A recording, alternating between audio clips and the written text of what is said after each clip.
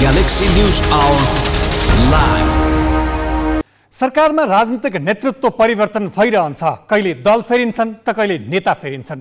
कहिले राजनीतिक व्यवस्था नै उल्टिन पुग्छन्। तर राजनीतिमा भएको परिवर्तनले प्रशासन तन्त्रमा खासै असर गर्दैन। त्यसैले कर्मचारी तन्त्रलाई स्थायी सरकार पनि भनिन्छ। त्यसैले जुन कुनै राजनीतिक दल सत्तामा आउँदा पनि कर्मचारी तन्त्रले तटस्थ र निष्पक्ष भएर सेवा दिनुपर्छ।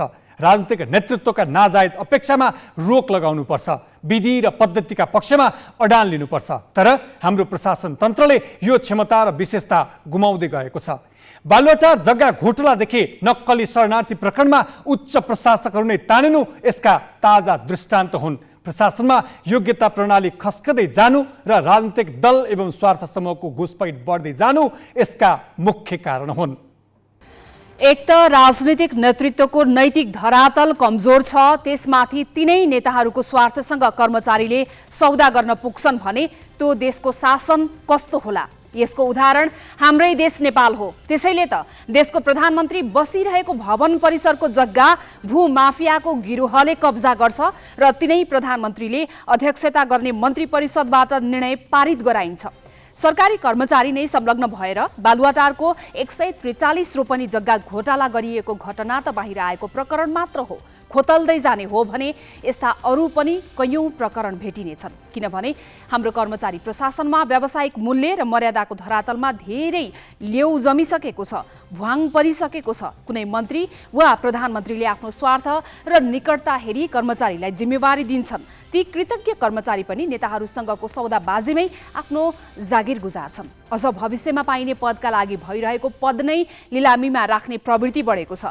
नेताको यसम्यान भएर चल्ने कर्मचारीहरू नियम कानुनलाई तोडमोड गर्न तयार हुन्छन्। यतिसम्म गरिसकेपछि भ्रष्ट र आपराधिक गिरोहसँगको साठगाँठ पनि कुन ठुलो कुरा भयो र?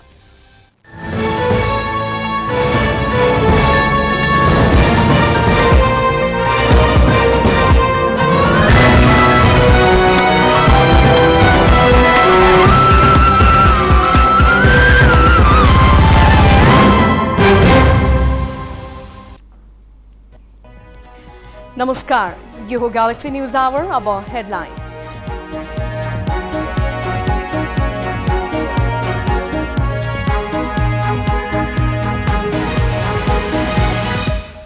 राजनीतिक नेताका नाजायज प्रस्ताव रोक्नुपर्ने प्रशासन तन्त्र नै गिरोहको मतियार। आपराधिक समूहको साठगाँठमा खरिदारदेखि सचिवसम्मै प्रशासनविद भन्छन् खोजी खोजी आफ्ना मान्छे ल्याउँदाको परिणाम। कांग्रेसले सरकारको नेतृत्व पाए सभापति देउवालाई रोक्ने महामन्त्री थापाको घोषणा। आफू प्रधानमन्त्री बन्नु देशको आवश्यकता भएको दाबी। समाजवादी मोर्चाले साझा नीति तथा कार्यक्रम तय गर्न बनायो कार्यदल। 6 महिनामा आलो पालो नेतृत्व र 7 प्रदेशमा कार्यक्रम गर्ने सहमति। रुसी आक्रमणका 500 दिनमा युक्रेनका 500 बालबालिकाको मृत्यु, 9000 भन्दा बढी गैर सैनिक मारिएको राष्ट्रसङ्घको तथ्याङ्क। नेटो सदस्यको समर्थन खोज्दै जेलेन्स्की टर्कीमा। र 7औं संस्करणको प्रधानमन्त्री कप राष्ट्रिय भलिबल क्लब लिग सुरु। त्रिभुवन आर्मी, नेपाल प्रहरी र एपीएफको विजयी सुरुवात।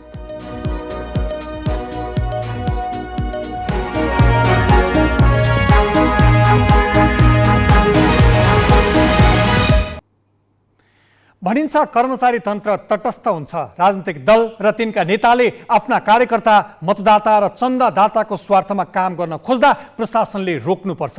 राजनीतिक दलले स्थापित विधि र पद्धति मिच्न खोजे कर्मचारीले सम्झाउनुपर्छ। अझ राजनीतिक शक्ति, आवधिक निर्वाचन, संसदीय अङ्कगणित र अन्य प्रकारका समीकरण मिलाएर आर्जन हुने हुँदा आफू शक्तिमा पुग्न र टिक्नका लागि अवाञ्छित बाटो समेत नेताहरूले समाउन सक्छन्। त्यस्तो बेलामा विधि र पद्धतिको पक्षमा प्रशासनले अडान लिनुपर्छ। यसो भएमा राजनीतिक पनि बाटो बिराउन पाउँदैन भन्ने मान्ने गरिन्छ। तर यहाँ त चुनाव जितेर आएका नेताहरू भन्दा पनि अगाडि बढेर प्रशासन तन्त्रको भ्रष्टीकरण भइरहेको हालै मात्र बाहिरिएका केही प्रकरणले देखाउँछन्। ललिता निवास जग्गा घोटालादेखि नक्कली भुटानी शरणार्थी प्रकरणसम्मलाई हेर्दा तल्लोदेखि उपल्लो दर्जामा पुगेका कर्मचारी नै अपराधी गिरोहका मतियार बनेको पाइएको छ। सुरुमा जल्दो बल्दो विषय बालुवाटार जग्गा घोटाला काण्ड र यसमा प्रशासकहरूको भूमिका हेरौं। छविराज पन्त बालुवाटार स्थित ललिता निवासको सरकारी जग्गा हडप्न धेरै उपायबाट काम गरिएको छ। सुरुमा पञ्चायत विरोधी आन्दोलनमा लागेका नेताको जग्गा फिर्ता गर्ने नीतिगत निर्णय मन्त्री परिषदबाट गराइयो। एउटै निर्णयले स्वार्थ पूरा नभएपछि 4 पटक यस्ता निर्णय भए। यही निर्णयको दुरुपयोग र अपव्याख्या गरी कांग्रेस नेता सुवर्ण शमशेर र उनका नातेदारको हदबन्दी भन्दा बढी भएको र सरकारले मुआवजा दिएको जग्गा समेत फिर्ता गराइयो। कतिपय सरकारी जग्गा सिधै व्यक्तिका नाममा ल्याउन नमिलेपछि हुँदै नभएको गुठी खडा गरियो। कृत्रिम मोही सिर्जना गरेर तिनका नाममा जग्गा सारियो। यतिले नपुगेर प्रधानमन्त्रीको निवास विस्तार गर्ने योजना बनाएर जग्गा सट्टापट्टा गरेर व्यक्तिको हातमा पुर्याइयो। यही अन्तिम चरणको काम पन्त भूमि सुधार मन्त्रालयको सचिव छँदा गरियो। 2066 असार 28 देखि 2067 माघ 14 सम्म उनी भूमि सुधार सचिव थिए। त्यही रहँदा उनले बालुवाटारको सरकारी जग्गा व्यक्तिलाई दिलाउने गरी फाइल उठाएर मन्त्री परिषद पठाएका थिए। दीप बस्नेत भौतिक योजना तथा निर्माण सहित विभिन्न मन्त्रालयमा सचिव भए। उनले आफ्नो अधिकार क्षेत्रमै नभएको विषयमा बालुवाटारको जग्गामा गिरोहलाई फाइदा पुग्ने प्रस्ताव मन्त्री परिषदमा पठाए। अर्थात् भूमि सुधार मन्त्रालयको काम भौतिक पूर्वाधार मन्त्रालयबाट गरे। भूमाफिया र नक्कली मोहीलाई जग्गा सट्टा भर्ना दिन खडा गरिएका फाइल सदर मात्र गरेनन्, मन्त्री परिषद प्रस्ताव पठाउने निर्णयमा संलग्न भए। त्यतिखेर उनका विभागीय मन्त्री विजय कुमार गच्छदार थिए। युवराज भुसाल सरकारी जग्गा व्यक्तिका नाममा पुर्याउन मिल्ने गरी 2062-63 ताका पशुपति टिकिङसा गुठीका नाममा जग्गा लैजान गरिएका निर्णय तथा टिप्पणी आदेश सदर गरेको कसुरमा भुसाल तानिएका छन्। भुसाल 2062 कार्तिक 13 देखि 2063 वैशाख 12 सम्म भूमि सुधार मन्त्रालयमा सचिव थिए। केही समय कायम मुकायम सचिव रहेर पछि बढुवा भएका हुन्। दिनेश हरि अधिकारी गृह मन्त्रालय अन्तर्गत समर्जन कम्पनीको नाममा रहेको जग्गा टिकिङसा गुठीमा जग्गा लैजान उठाइएको टिप्पणी आदेश दिनेश हरि अधिकारी भूमि सुधार मन्त्रालयका सचिव हुँदा सदर भएको छ। ललिता निवासको जग्गाको स्वामित्व समर्जन कम्पनीको नाममा भए पनि भट्टाभट व्यक्तिका हातमा पुर्याउन अधिकारीको हात निर्णायक तहमै रहेको कागजातले देखाउँछ। उनी 2068 माघ 23 देखि 2069 कार्तिक 14 सम्म भूमि सुधार सचिव थिए। नारायण गोपाल मलेगो पनि बालुवाटारको सरकारी जग्गालाई टिकिङसा गुठीमा लगेर व्यक्तिको बनाउने गरी तयार पारिएका फाइल सदर गर्नेदेखि टिप्पणी उठाउने सम्मका कसुरमा मुछिएका छन्। त्यतिखेर उनी सहसचिव थिए। पछि सचिवमा बढुवा भएर 2072 मङ्सिर 6 देखि 2073 भदौ 18 सम्म गृह सचिव बने। खरिदारदेखि सहसचिवसम्म। सहसचिव सुधीर शाह त भक्तपुर मालपोत कार्यालयका प्रमुख छँदा दिल्ली बजार मालपोतको काम गरेको देखिन्छ। बाहिरै बसेर नक्कली फाइल खडा गर्नेदेखि कार्यालयका फाइलहरू गायब पार्न उनले कर्मचारी परिचालन गरेका र आफै पनि संलग्न भई काम गरेको घटनाहरू प्रहरीले फेला पारेको छ। उनले बाहिर बसेर गरेका कामलाई वैधता दिन खरिदारदेखि अन्य सहसचिवसम्म परिचालन गरेका थिए। यसमा भूमि सुधार तथा व्यवस्था विभागका पूर्व निर्देशकहरू पुष्पराज उपाध्याय, रुद्रकुमार श्रेष्ठ र मुकुन्द आचार्य, मालपोत कार्यालय दिल्ली बजारका पूर्व प्रमुखहरू टीकाराम घिमिरे र कलाधर देउजा, शाखा अधिकृत इन्द्र प्रसाद ढुङ्गाना, सुरेन्द्रमान कपाली, धर्मप्रसाद गौतम, नायब सुब्बा टीकाबहादुर बिसी, युक्त प्रसाद श्रेष्ठ, जगत प्रसाद पुडासैनी र खरिदार जीवनाथ पोखरेल लगायत छन्। शरणार्थी काण्ड टेकनारायण पाण्डे नक्कली भुटानी शरणार्थी बनाएर अमेरिका पठाउने गिरोहलाई पनि उच्च प्रशासकहरूकै साथ र सहयोग रहेको देखिएको छ। तत्कालीन गृह सचिव टेकनारायण पाण्डे सबैभन्दा उच्च ओहदाका कर्मचारी हुन्, जो अहिले पूर्वपक्षका लागि थुनामा छन्। उनले गृह मन्त्रालयको सक्कली अध्ययन प्रतिवेदन दबाएर किर्ते गरी बनाइएको अर्को प्रतिवेदनलाई कार्यान्वयनका लागि मन्त्री परिषदमा पठाएको अभियोग पत्रमा उल्लेख छ। त्यसबापत उनले आर्थिक लाभ लिएको, मातहतका सुरक्षा संगठनको अनुसन्धानमा हस्तक्षेप गरेको र राजनीतिक नेता तथा तिनका पारिवारिक सदस्यको बिचौलियाका रूपमा काम गरेको पनि शरणार्थी काण्डको अभियोग पत्रबाट खुलेको छ। यहाँनिर बिर्सन नहुने अर्को पक्ष के छ भने यिनै विवादित प्रशासकहरू सेवानिवृत्त भइसकेपछि पनि राजनीतिक दल तथा नेता विशेषको सहयोगमा विभिन्न संवैधानिक र राजनीतिक पदमा पुगेका छन्। छविराज पन्त अन्तरिम चुनावी सरकारका मन्त्री नै भए भने युवराज भुसालले प्रशासनिक परीक्षण प्रतिष्ठानका निर्देशक र राष्ट्रिय पुनर्निर्माण प्राधिकरणका प्रमुख कार्यकारी अधिकृत गरी 2 पटक राजनीतिक नियुक्ति पाए। उनी हालका राष्ट्रपति रामचन्द्र पौडेलका सम्धी पनि हुन्। दीप बस्नेत अख्तियारको आयुक्त हुँदै प्रमुख आयुक्तसम्म भए। सुधीर कुमार शाहले त निर्वाचन आयुक्तको पदमा पुरस्कार पाए। यसरी कर्मचारी तन्त्रले आफ्नो धरातल छाडेर आपराधिक साँठगाँठ गर्न थालेपछि अब भन्नुहोस् विधिको रक्षा कसले गर्छ?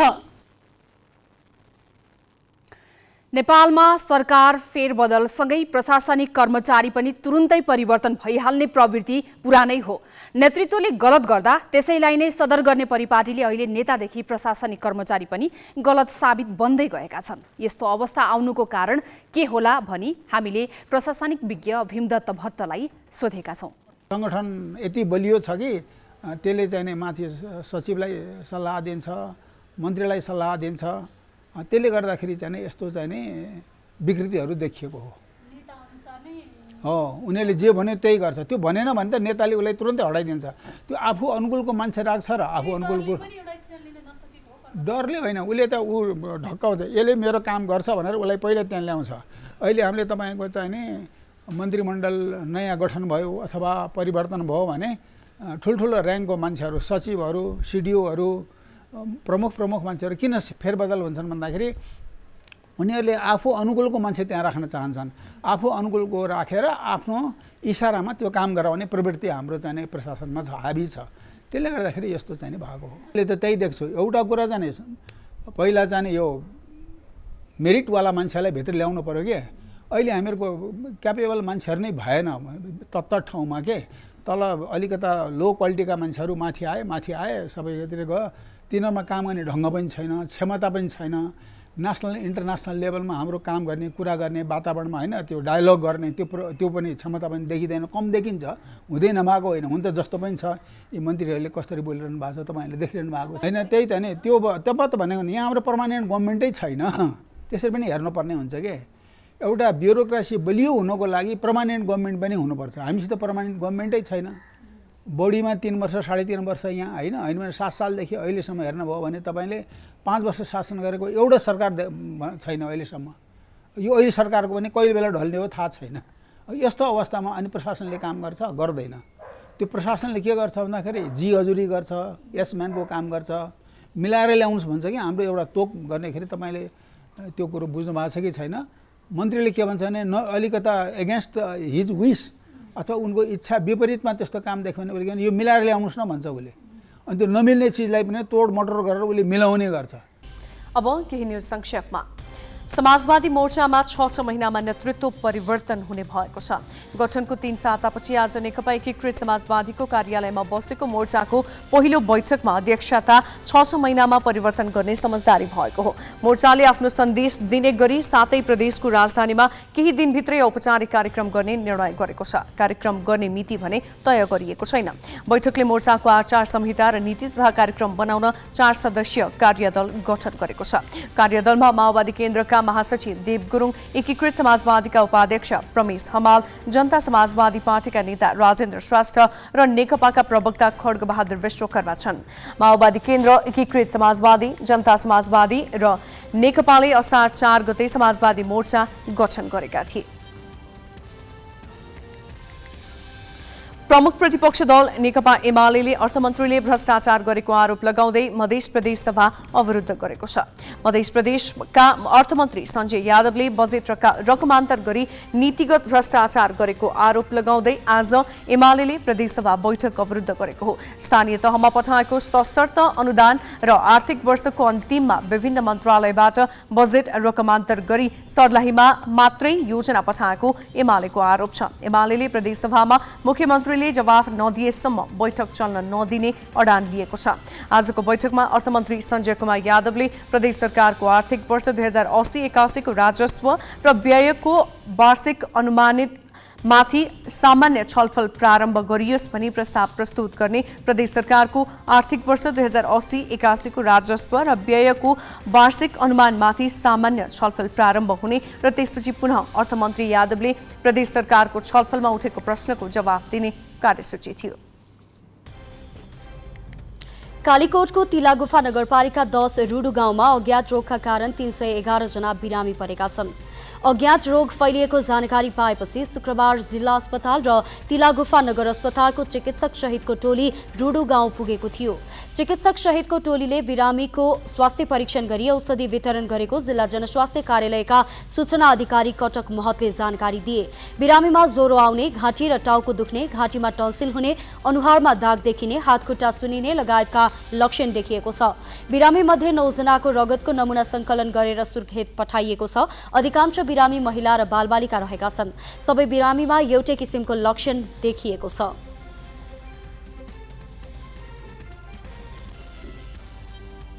बाँकी प्रसङ्ग स्मृति मल्लबाट। प्रधानमन्त्री पुष्पकमल दाहालको अभिव्यक्तिलाई लिएर नेकपा एमाले सहित प्रतिपक्ष दलहरूले संघीय संसदका दुवै बैठक अवरुद्ध गरिरहेका छन्। शुक्रबार राष्ट्रिय सभाको बैठक कार्यसूचीमा प्रवेश गर्न सकेन भने प्रतिनिधि सभाको बैठक बस्दै नबसी स्थगित भयो। सभामुख देवराज घिमिरेले राजनीतिक सहमति गर्न शुक्रबार 3 ठूला दलका शीर्ष नेतालाई बोलाएर छलफल गरे पनि निकास दिन कोही पनि तयार भएनन्। प्रतिनिधि सभाको अर्को बैठक आइतबार बोलाइएको भए पनि शनिबार दिनभर सदन अवरोध खुलाउन र दलहरूबीच सहमति खोज्न कुनै प्रयास गरिएन। यातायात, सामाजिक सेवा, शिक्षाको क्षेत्रमा मात्रै होइन, उहाँ राजनीतिमा पनि रुचि राख्नुहुन्छ। उहाँले एकपटक मलाई प्रधानमन्त्री बनाउन धेरै मेहनत गर्नुभयो, धेरैचोटि दिल्ली जानु पनि भयो, काठमाडौँका छोरी पार्टीहरूलाई।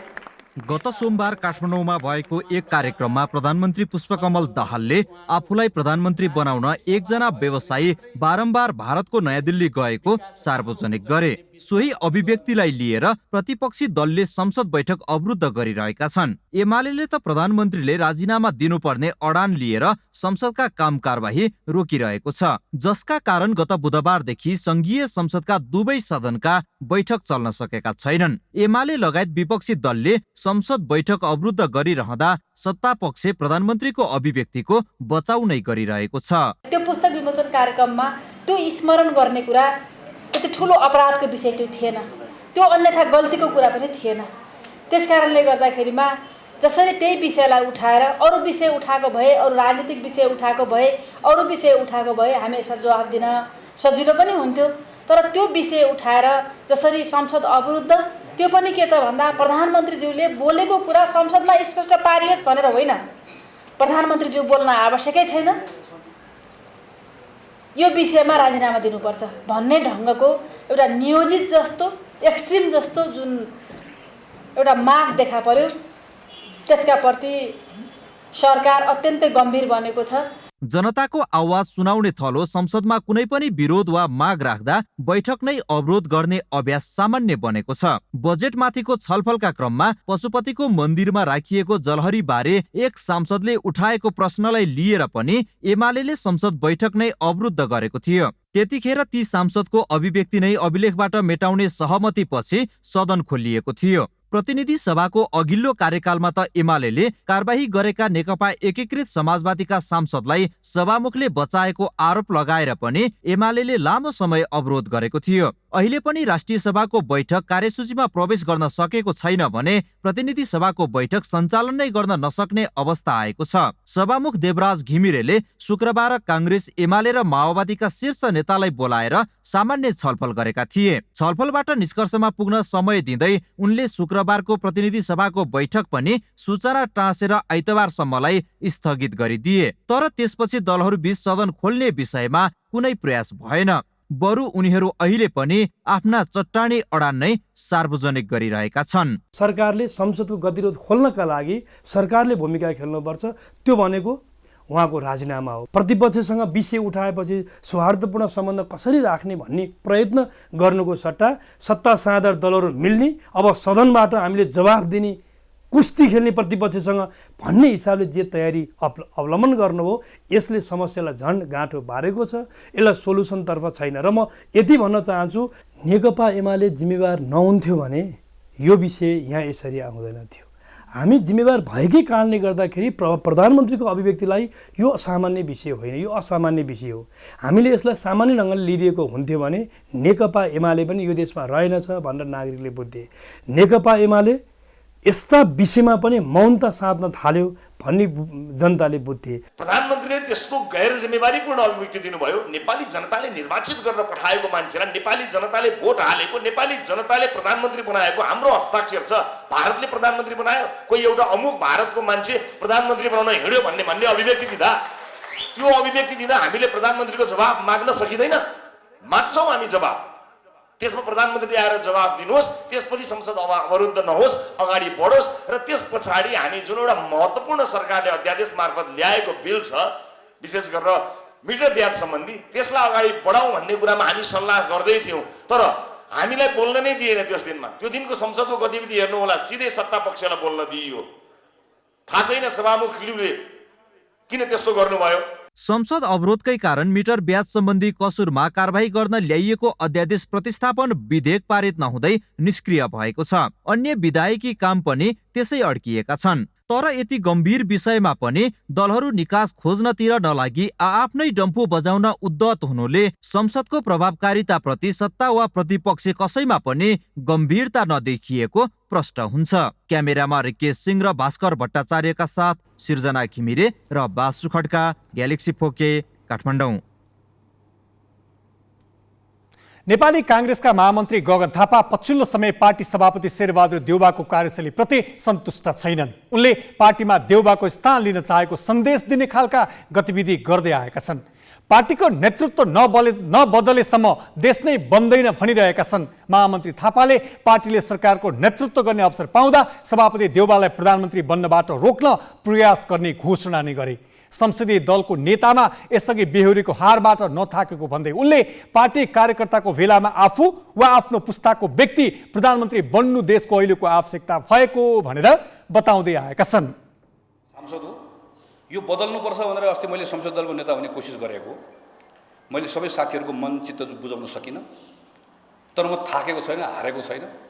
नेपाली कङ्ग्रेसबाट भूतपूर्व प्रधानमन्त्री भएको प्रधानमन्त्री काङ्ग्रेसले पछि प्रधानमन्त्री बनाउन पाएको बेलामा बन्नु हुँदैन। त्यस कारणले गर्दाखेरि फेरि काङ्ग्रेसको संसदीय दलको नेता बदल्ने कुरामा त म लाग्छु सके बदल्छु, त्यसलाई बदल्छु, सके आफू बन्छु, नसके अर्कोलाई बनाउँछु। तर यो बदल्नुपर्छ भन्ने ठान्दछु, यो बदलिनुपर्छ र बदल्ने ठाउँ दिएको छ। बदल्ने ठाउँ कहाँ दिएको छ भने त्यही दलभित्रै दिएको छ। फेरि एकपटक दलको चुनाव जितेपछि सधैँभरि जित्यो भन्ने छैन। दलको चुनाव जितेको ठाउँमा बकैदासम्म चाहिँ त्यसलाई बदल्न सकिन्छ। अझ त्यति मात्र होइन, म त अहिले एउटा सन्दर्भ पनि सम्झन्छु। शेरबहादुर देउवा र रामचन्द्र पौडेलको बिचमा चुनाव भएको थियो। रामचन्द्र पौडेल दलको नेता जित्नुभयो, शेरबहादुर देउवा त्यो बेलामा पराजित हुनुभयो। श्रद्धेय नेता, अहिले राष्ट्रपति हुनुहुन्छ र नेपाली कङ्ग्रेसको तर्फबाट सरकारमा सहभागी हुने कुरा आयो। दुईवटा खालको तर्क भयो। एउटा तर्क के आयो भने होइन, रामचन्द्र पौडेल दलको नेता निर्वाचित हुनुभएकोले गर्दा अरू कोही हुनै पाउँदैन भन्ने कुरा आयो। तर त्यो बेलामै आदरणीय नेता शेरबहादुर देउवाले के तर्क गर्नुभयो भने होइन, देशको आवश्यकता चाहिँ यतिखेर म भयो भने सबैलाई सम्हाल्छु, त्यस कारणले गर्दा म हुनुपर्छ भन्ने कुरा उहाँले राख्नुभयो। अनि पछि पार्टीले के निर्णय गर्यो भने बहुमत भएर निर्वाचित भयो भने चाहिँ रामचन्द्र पौडेल हुनुहुन्छ, तर सर्वसम्मत भयो भने चाहिँ शेरबहादुर देउवा हुनुहुन्छ। किन देशको आवश्यकता छ भनेर पार्टीले त्यो निर्णय गर्यो। म अहिले त्यही भन्दैछु, देशको आवश्यकता म वा मेरो पुस्ताको मान्छे प्रधानमन्त्री बन्ने कुराको छ। दलको नेता रामचन्द्र पौडेल हुँदै गर्दा शेरबहादुर देउवा प्रधानमन्त्री उम्मेदवार हुन मिल्ने हो भने शेरबहादुर देउवा दलको नेता हुँदै गर्दा गगन थापा प्रधानमन्त्री उम्मेदवार बन्न चाहिँ किन नमिल्ने हो त? मिल्ला नि त, त्यहाँ पनि ठाउँ त त्यहाँ पनि होला, हाम्रै पार्टीभित्र गरेर आएको। प्रमुख प्रतिपक्षी दल नेकपा एमालेका महासचिव शंकर पोखरेलले सत्ता पार्टीको प्राथमिकतामा नरहेको बताएका छन्। पार्टीको रामेछाप काठमाडौँ सम्पर्क मञ्चले आज काठमाडौँमा गरेको कार्यक्रममा एमाले महासचिव पोखरेलले आफूहरू अहिले बलियो राजनीतिक शक्ति निर्माणमा जुटेको बताए। उनले धेरै दल हुँदा मुलुकमा राजनीतिक अस्थिरता र विचलन तथा वैदेशिक चलखेल बढेकाले एमाले कमजोर दलसँगको सहकार्यबाट राष्ट्रको भविष्य नबन्ने निष्कर्षमा पुगेको बताए। एमाले महासचिव पोखरेलले संसदमा संख्याका हिसाबले पहिलो दल कांग्रेस र दोस्रो दल एमाले भन्दा निकै साना माओवादी केन्द्रले सरकारको नेतृत्व गर्नु कुनै हिसाबले पनि जायज नभएको बताए। उनले राष्ट्रिय स्वतन्त्र पार्टीका सभापति रवि लामिछानेलाई लक्षित गर्दै कुनै एक क्षेत्रमा लोकप्रियता हासिल गर्दैमा राजनीतिमा सफलता हात पर्छ भन्नु जनतामाथिको इमोसनल ब्ल्याकमेलिङ भएको टिप्पणी गरे। उनले लामिछानेलाई नै लक्षित गर्दै सामाजिक सञ्जालमा छाएका सेलिब्रिटीलाई भेला गरेर राजनीतिक दल बन्न सक्दैन समेत भनेका छन्। भौतिक पूर्वाधार तथा यातायात मन्त्री प्रकाश वालाले हेटौडाबाट काठमाडौँ जोड्ने वैकल्पिक राजमार्ग कान्ति राजपथको अवलोकन गरेका छन्। मन्त्री ज्वालाले आज बिहान कान्ति राजपथको अवलोकन गरेका हुन्। हेटौडादेखि काठमाडौँ जोड्ने यो सडकलाई वैकल्पिक राजमार्ग भनिए पनि कालोपत्रको काम अझै पूरा भएको छैन। 79 किलोमिटर लामो सडकमा 7 किलोमिटर कालोपत्र गर्न बाँकी छ। कान्ति राजपथ आयोजनाले त्यसका लागि मङ्सिरमा 80 करोड रुपियाँ मागेकामा अझै निकासा भएको छैन। आगामी आर्थिक वर्ष आयोजनाका लागि 24 करोड रुपियाँ विनियोजन गरिएको छ। मन्त्री ज्वालाले राजमार्गमा तत्कालीन मर्मत सम्भारको काम अगाडि बढाउने बताएका छन्। राजमार्गलाई 12 महिना सहज रूपमा सवारी साधन चल्न सक्ने खालको बनाउन बजेट अभाव हुन नदिने उनको प्रतिबद्धता छ। रुसले आक्रमण सुरु गरे यताको 500 दिनमा युक्रेनमा 500 बालबालिका सहित 9000 भन्दा बढी सर्वसाधारणको मृत्यु भएको छ। संयुक्त राष्ट्रसङ्घको मानवाधिकार अनुगमन मिशनले आज एक विज्ञप्ति जारी गर्दै 9000 भन्दा बढी सर्वसाधारणको मृत्यु भएको जनाएको हो। रुसले आफ्नो पश्चिमी छिमेकी युक्रेनमा 500 दिन अघि आक्रमण सुरु गरेको थियो। यसैबीच युक्रेनका राष्ट्रपति भ्लादिमिर जेलेन्स्की टर्की पुगेका छन्। उनी आफ्नो देशलाई उत्तर एटलान्टिक सन्धि संगठन नेटोको सदस्यता दिलाउनका लागि समर्थन जुटाउन टर्की पुगेका हुन्। यसका लागि उनले टर्कीका राष्ट्रपति रेसेप तय्यप एर्डोगानसँग भेटवार्ता गरेका छन्। एर्डोगानले युक्रेनलाई साथ दिने जवाफ दिएका छन्। उनले जेलेन्स्की सामु द्वन्द्व अन्त्य गर्न आग्रह गरेको अन्तर्राष्ट्रिय सञ्चार माध्यमले जनाएका छन्। अर्को साता लिथुआनियाको भिल्नियसमा हुने नेटोको शिखर सम्मेलनमा युक्रेनले सदस्यता लिन चाहेको छ। त्यही कारण जेलेन्स्की यसअघि चेक रिपब्लिक, बुल्गेरिया र स्लोभाकिया पुगेका थिए। बाँकी प्रसङ्ग नवराज पाण्डेबाट। गत 18 गते बसेको निर्वाचन आयोगको बैठकले निर्वाचन सम्बन्धी कानुन संशोधन र एकीकरण गर्न बनेको विधेयक मसौदालाई अन्तिम रूप दिँदै गृह मन्त्रालयमा पठाउने निर्णय गर्यो। आयोगले सर्वोच्च अदालतको फैसला र नागरिक तहबाट उठेका कतिपय विषय समेटेर विधेयकको मस्यौदा गरेको भनेको छ। समानुपातिक सांसद चयन र उम्मेदवारी मनोनयनका क्रममा देखिएका कतिपय व्यथिति नियन्त्रण गर्न कसिला व्यवस्था समेत राखेर गरिएको मस्यौदाप्रति राजनीतिक दलहरूले भने असन्तुष्टि जनाएका छन्। केही दलले भने अझै प्रष्ट धारणा बनाइसकेका छैनन्। गत मङ्सिरमा सम्पन्न प्रतिनिधि सभा र प्रदेश सभाको निर्वाचनमा प्रमुख राजनीतिक दलले लगातार 2 पटक समानुपातिक प्रणालीबाट सांसद बन्न नपाउने मापदण्ड बनाएका थिए। आयोगले अब कानुनी रूपमै यो व्यवस्था गर्न सरकार समक्ष प्रस्ताव गरेको छ। त्यस्तै निर्वाचनमा पराजित भए पनि त्यही कार्यकालमा नै विभिन्न माध्यमबाट संसद प्रवेश गर्न अनेक खेलखण्ड गर्ने हाम्रा नेताहरूको प्रवृत्ति छ, जसको पछिल्लो उदाहरण हुन् जसपा अध्यक्ष उपेन्द्र यादव। उनी मङ्सिरमा भएको निर्वाचनमा सप्तरी 2बाट जनमतका सिके राउतबाट भारी मतान्तरले पराजित भएका थिए। त्यसपछि उनले 12-2बाट विजयी जसपा सांसद रामसाय प्रसाद यादवलाई उपराष्ट्रपति बनाएर सिट खाली गराए र आफै उम्मेद्वार भएर पुनः संसद प्रवेश गरे। एमालेका सर्वेन्द्र खनाल र राजसपाको घण्टी चुनाव चिन्ह लिएका रमेश खरेल पनि मङ्सिरमा पराजित भई वैशाखको उपनिर्वाचनमा पुनः मैदानमा उत्रिएका थिए। भलै जनताले उनलाई जिताएनन्। आयोगले तयार पारेको मस्यौदा सरकार र संसदले हुबहु पारित गरेमा अबका चुनावमा यी घटना देख्न पाइने छैन। उसले कुनै पनि तहमा निर्वाचन पराजित भएपछि त्यो कार्यकाल सम्पन्न नहुँदासम्म कुनै पनि तहको निर्वाचनमा प्रतिस्पर्धा गर्न नपाउने मस्यौदामा उल्लेख छ। आयोगको यस प्रस्तावले दलहरूमा तरङ्ग पैदा गरिसकेको छ। केही दलका नेता प्रमुख निर्वाचन आयुक्तले आफ्नो सीमाभन्दा बाहिर गएर यस्तो मस्यौदा ल्याएको आरोप लगाउन पनि पछि परेनन्। संविधानभन्दा माथि त कोही छैन। संविधानमा जे व्यवस्था छ त्यसअनुसार राजनीतिक दलले त फलो गरेकै छ। अब समानुपातिकको कुरामा 2 चोटि चाहिँ बनेको छ, त्यसो कहाँ लेखेको छ र?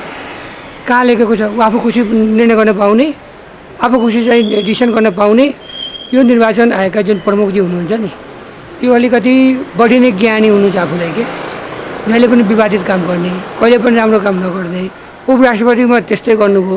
दिनभरिमा 4 चोटि विज्ञप्ति चाहिँ चेन्ज गर्ने, 4 चोटि चाहिँ जारी गर्ने होइन। त्यस कारण यो विषयमा पनि उहाँले चाहिँ आफू खुसी निर्णय गर्नुभएछ, जुन हाम्रो पार्टीको विमति छ। यस्तै स्थानीय तहको निर्वाचनमा कुनै पनि दलले उम्मेदवारी दर्ता गराउँदा प्रमुख वा उपप्रमुख मध्ये 1 जना महिला अनिवार्य हुनुपर्ने संवैधानिक व्यवस्था छ। एउटै दलको उम्मेदवार हुँदा 1 जना महिला अनिवार्य निर्वाचित हुने भए पनि फरक दलबाट निर्वाचित हुँदा वा गठबन्धन गरेर चुनाव लड्दा महिलाको सुनिश्चितता हुन सकेको छैन।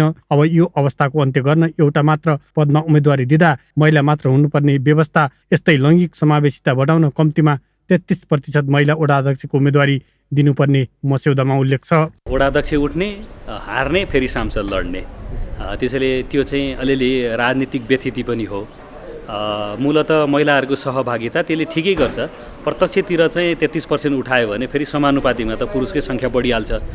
खालि महिलाहरू 1-2 कार्यकाल समानुपातिकमा निर्वाचित भएपछि प्रत्यक्षमा जानुपर्छ भन्ने मेन्टली ओरिएन्टेड पनि गर्छ। समग्रतामा लोकतन्त्रलाई यी विषयहरूले चाहिँ मद्दतै पुर्याउँछ भन्ने मेरो व्यक्तिगत धारणा छ। निर्वाचन आयोगले चुनावमा देखिएका व्यथिति र विसङ्गति कम गर्न भनेर अघि सारेका यी प्रस्तावमा राजनैतिक दलहरूले प्रष्ट धारणा बनाइसकेका छैनन्। बाहिर आदर्शवान देखिने तर नीतिगत व्यवस्था गर्ने बेला पछि हट्ने प्रवृत्ति पनि नदेखिएको होइन। निर्वाचन कानुनमा सुधारका प्रस्ताव पनि दलहरूको व्यवहार र प्रस्तुति परीक्षाको विषय बनेको छ। क्यामेरामा सुशील बास्कोटाका साथ अङ्गराज नेउपाने, ग्यालेक्सी फोके, काठमाडौँ।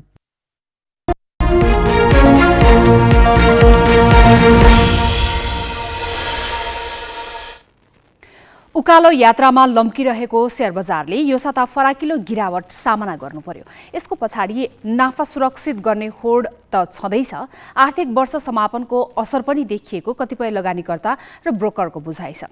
पछिल्लो समय 2277 अङ्कसम्म पुगेर ओह्रालो लागेको नेप्से अहिले नयाँ उच्चतम बिन्दुका निम्ति प्रयासरत देखिएको छ। तथापि अहिलेको गिरावटले नयाँ उचाइ पाउनमा केही ढिलाइ हुने छाँट देखिएको छ।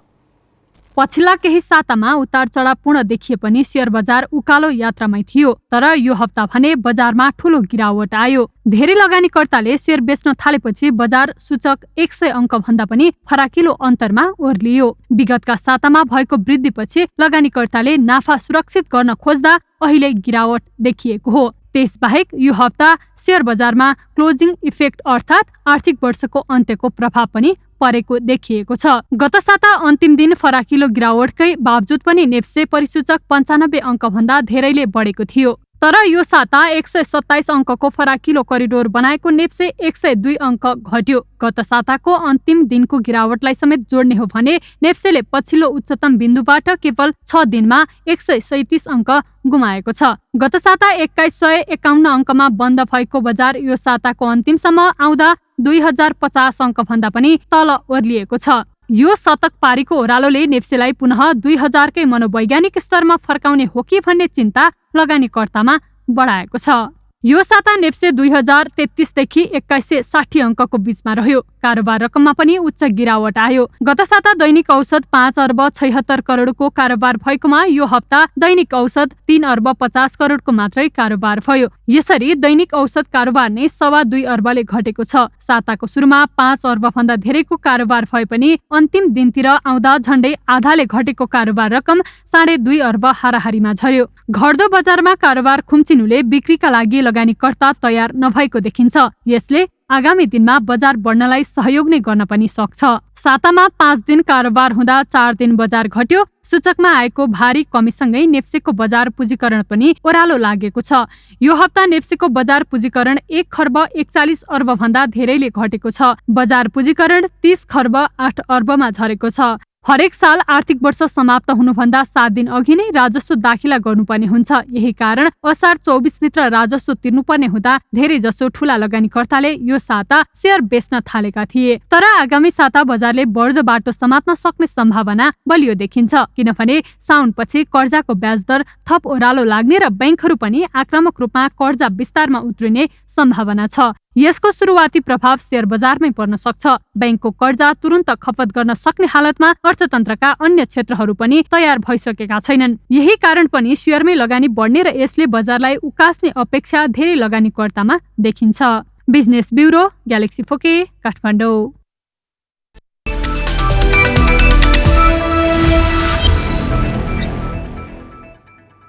डिफेन्डिङ च्याम्पियन त्रिभुवन आर्मीले 7औं प्रधानमन्त्री कप एनभिए महिला तथा पुरुष भलिबल लिगमा विजयी सुरुवात गरेको छ। राष्ट्रिय खेलकुद परिषदको कभर हलमा आज सुरु भएको लिग अन्तर्गत पुरुषतर्फ आर्मीले सैलुङ बागडुङ्गा स्पोर्ट्स क्लबलाई सोझो सेटमा पराजित गर्यो। एक पक्षीय खेल आर्मीले 25-8, 25-13 र 25-17ले आफ्नो पक्षमा पार्यो। अन्य विभागीय टिमले पनि विजयी सुरुवात गरे। नेपाल प्रहरीले अत्यन्त रोमाञ्चक खेलमा गण्डकी प्रदेशलाई 3-2 को सेटमा हरायो। पहिलो 2 सेट प्रहरीले 25-21 र 25-16 ले जित्यो। तेस्रो सेट भने गण्डकीले 25-13 ले आफ्नो पक्षमा पार्यो। चौथो सेटमा प्रहरी जित नजिक पुगेको थियो, तर 24-19 को अग्रतामा पनि प्रहरीले यो सेट गुमायो। गण्डकीले उत्कृष्ट पुनरागमन गरे लगातार 7 अङ्क जोड्दै चौथो सेट 26-24 ले आफ्नो पक्षमा पार्यो। यसपछि निर्णायक 5औं सेट 25-10 ले आफ्नो पक्षमा पार्दै प्रहरी विजयी भयो। अर्को खेलमा सशस्त्र प्रहरी बल एपीएफ ले दावली मिलन क्लबलाई 25-22, 25-13 र 25-22 ले हरायो। महिलातर्फ नेपाल प्रहरीले गण्डकी प्रदेशलाई 25-10, 25-10, 25-11 ले हराएको छ। प्रतियोगितामा पुरुषतर्फ 8 र महिलातर्फ 6 टोलीले प्रतिस्पर्धा गर्नेछन्। दुवैतर्फको विजेताले 6 लाख रुपियाँ पुरस्कार पाउनेछन्।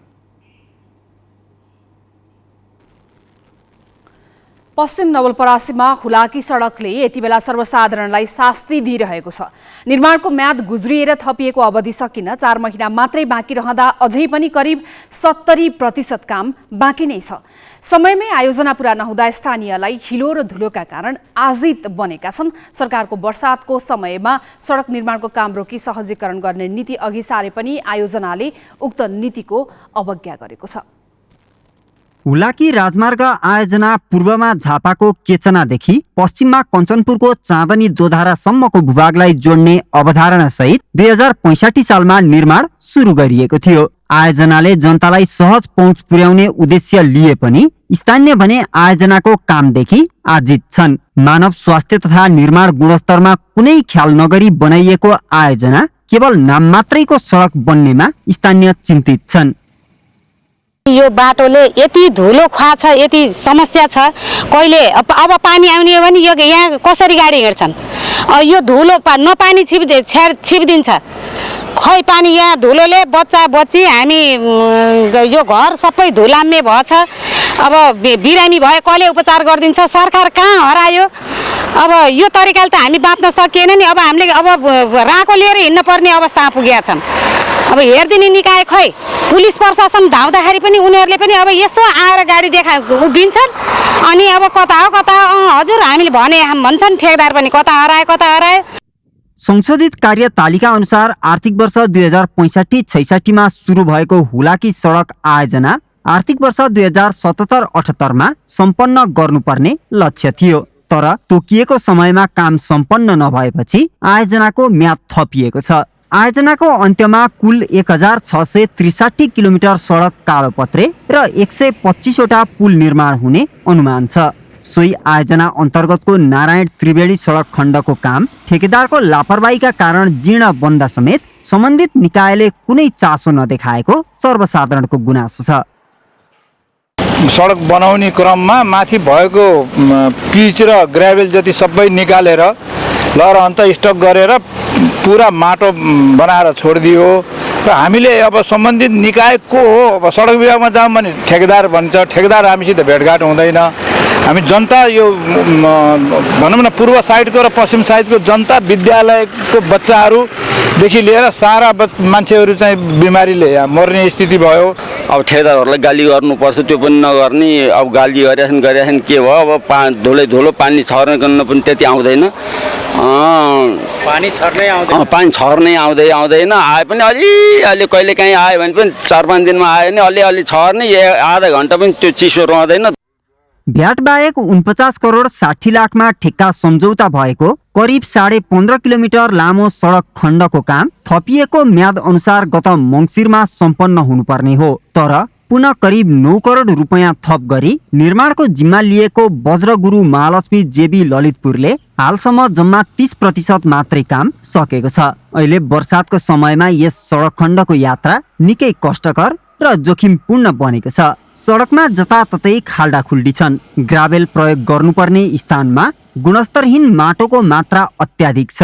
यता प्रतापपुर गाउँपालिकाका प्रमुख भने नीतिगत समस्याले गर्दा आफूले चाहेर पनि सहजीकरण गर्न नसकेको बताउँछन्। यो हुलाकीको नारायण चोक त्रिवेणी खण्ड अन्तर्गत गोपीगञ्जदेखि बेलाटारीसम्मको बाटो लगभग 6 किलोमिटरको बाटो अहिले तपाईँहरू आफै पनि हेर्नु भएको छ। अवस्था विगत 3 वर्षदेखि यो समस्या यहाँका आम जनताले झेल्दै आएको छ। हाम्रो बाध्यता के छ भने हामी स्थानीय सरकारमा निर्वाचित भएर आइसकेपछि हाम्रो बाध्यता कहाँ छ भने हामीले आफ्नो रकम त्यहाँ लगानी, मैले पनि आफ्नो रकम लगभग प्रतापपुर गाउँपालिकाबाट पनि हामीले मेन्टेनेन्स भनेर त्यहाँ रकम लगानी गर्न कोसिस गऱ्यौँ। विगतको बर्सातको बेलामा बाटो नै हिँड्ने अवस्था थिएन। त्यो गरिरहँदा हामीले पनि मलेपाले यहाँ बेरुजु लेख्ने लगायतका कुराहरू गरिदिएपछि हामी पनि जनताको समस्या कसरी समाधान गर्ने भन्ने इच्छा हुँदाहुँदै पनि केही वैधानिक कठिनाइले गर्दा बाध्यात्मक वश हामी त्यहाँ लगानी गर्न सकिरहेको अवस्था छैन। सरोकारवाला निकायलाई बारम्बार ध्यानाकर्षण गराउँदा समेत वास्ता नगरिएको आम जनगुनासोको बीच नेपाल सरकारका इन्जिनियर भने ठेकेदारकै पक्ष लिएर काम गुणस्तरीय भएको दाबी गर्छन्। जुन मेटेरियल हामीले प्रयोग गरेका छौँ त्यो मेटेरियलमा कुनै समस्या देखिएको छैन। खास गरेर गोपीगञ्ज बजारको पानीको हाम्रो निकासको समस्याले त्यहाँ पानीको ताल थियो, तर सडक अवरुद्ध थियो, यातायात सञ्चालन गराउनु गाह्रो थियो। पानीलाई जेन तेन यतातता पारेर हामी चाहिँ त्यही चिसो हिलोमाथि यातायात नरोकौँ भने त्यही हिलोमाथि नै मेटेरियल ल्याएर हाल्यौँ। हाल्दाखेरि गोपीगञ्ज बजार एरियामा बुद्ध बस्तीतिर पनि त्यति समस्या छैन। गोपीगञ्ज बजार एरियामा पानी जमेको माथि ग्राभल हालियो यातायात सञ्चालन गर्नलाई। त्यसलाई हामीले पछि फेरि अब चाहिँ अर्को त्यो हिलो माटो नभएको मेटेरियल ल्याएर मिक्स गरेर करेक्सन गरेर मात्रै त्यसलाई अगाडि बढाउँछौँ। अन्त चाहिँ समस्या देखिँदैन। पानी जहाँ पानीको खाल्टाहरू जमेको छ, जहाँ हिलो छ, यातायात सञ्चालन गर्नुपर्ने छ, त्यहाँ ग्राभल हालिएको छ। राष्ट्रिय गौरवको आयोजना मानिएको हुलाकी राजमार्गको काम अलपत्र हुनुले हाम्रा सरकारी निकायको काम प्रतिको उदासीनता पुष्टि गर्छ। पटक पटक चर्चित नेता जन्माएका यस क्षेत्रका जनता विकासको सवालमा भने अनभिज्ञ छन्। काम अलपत्र पार्ने र विभिन्न बहाना बनाउने ठेकेदार देख्दा कतै नेता र ठेकेदारको मिलेमत्तो त छैन भन्ने आशंका स्थानीयमा उब्जिएको छ। यसतर्फ सम्बन्धित निकायको ध्यान जान आवश्यक देखिन्छ। ग्यालेक्सी फोकेका लागि नवलपरासी पश्चिमबाट सरोज धितालको रिपोर्ट। दोलखाको जिरी नगरपालिका 1, 2 र 3 मा करिब 10 दिनदेखि विद्युत अनियमित भएको छ। लामो प्रसारण लाइन, हावाहुरी र समयमा मर्मत सम्मार नभएका कारण स्थानीय अन्धकारमा बस्न बाध्य छन्। दोलखा स्थित जिरीको खिम्ती खोलामा सञ्चालित 3वटा जलविद्युत आयोजनाबाट 22 मेगावाट विद्युत उत्पादन हुँदै आएको छ। गाउँ नजिकै गर्जाङ खिम्ती 132 केबी क्षमताको सबस्टेसन समेत छ। विद्युत गृह र सबस्टेसनको नजिकैको गाउँमा विद्युत समस्या हुनु बत्ती मुनि अँध्यारो भएको स्थानीयको गुनासो छ। खिम्तीको आसपासमा रहेको यो 19 मेगावाट उत्पादन भएको हिमाल ऊर्जाको यो पावर हाउससँगै रहेको बासिन्दाहरू आज बत्ती मुनिको अँध्यारो खेप्न बाध्य छौँ। त्यसलाई चाहिँ सम्बन्धित निकायहरूबाट यथाशक्य छिटो र व्यवस्थित ढङ्गको विद्युत लाइन व्यवस्थापन गरिदिनु हुन म श्यामावासीको तर्फबाट अनुरोध गर्न चाहन्छु। लामो प्रसारण लाइन हुँदा सामान्य हावाहुरी र वर्षामा रुखका हाँगाले छुने र रुख ढल्ने हुँदा विद्युतमा समस्या आउनु जिरीको पुरानै रोग हो। त्यसमाथि मर्मतका लागि समेत लामो समय लाग्ने इतिहास पुरानो भएको छैन। जिल्लाका अन्य क्षेत्रमा विद्युतका धेरै समस्या समाधान भए तापनि जिरी र बैतेश्वर क्षेत्रको विद्युत प्रसारणको समस्या अझै कायम छ। यता नेपाल विद्युत प्राधिकरणले भने विद्युत सेवा सुधारको काम भइरहेको जनाएको छ। गत साल चाहिँ हामीले त्यहाँबाट उत्पादन हुने विद्युत पनि अब चाहिँ सिमलटीबाटै 132 को लाइन हुँदै जाने भयो। यसपाला हामीले कनेक्टिभिटीमा अर्को छलाङ मार्या भन्नु पर्यो। यो दोलखा जिल्लाको लागि 33 केबी लाइन चाहिँ खिम्ती सबस्टेसनबाट, खिम्ती सबभन्दा ठुलो सबस्टेसनबाट हामीले कनेक्सन गरिसकेका छौँ। अहिले जिरी त्यहाँबाट चलाएको छौँ भने केही समयपछि बैतेश्वरको नामदु सबस्टेसन 33/11 को सबस्टेसनसम्म चाहिँ खिम्तीको लाइन दिँदैछौँ। जिरीमा चाहिँ फेरि यहाँ गर्जाङ 132/33/11बाट यता हजुरको जिरी सबस्टेसनलाई दिँदैछौँ। भनेपछि हामीसँग भएको 5वटा 33/11 केबी सबस्टेसनमा 5वटा सोर्स चाहिँ ठुलो सोर्स हुने चाहिँ कन्फर्म भइसक्यो है। यसपालाबाट त्यसरी चाहिँ विद्युतको रिलायबिलिटी बढ्दैछ। विद्युतको जति लामो र एकल प्रसारण लाइन हुन्छ समस्या पनि त्यति नै बढिरहन्छ।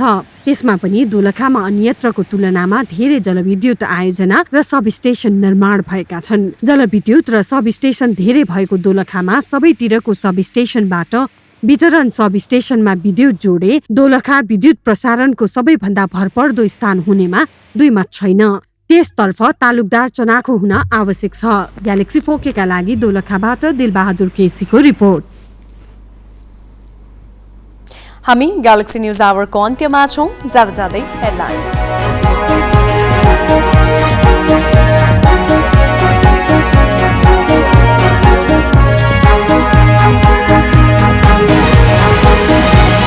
राजनीतिक नेताका नाजायज प्रस्ताव रोक्नुपर्ने प्रशासन तन्त्र नै गिरोहको मतियार।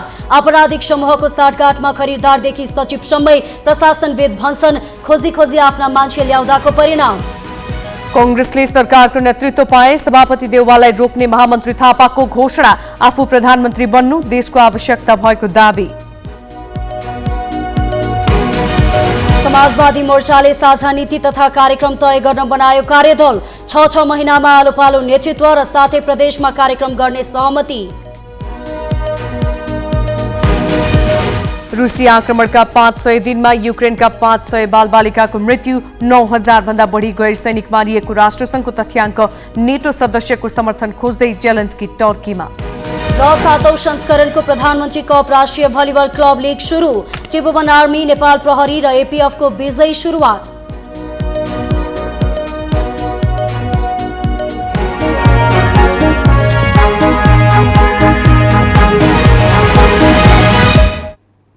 आजलाई ग्यालेक्सी न्यूज आवर सकियो। नमस्ते।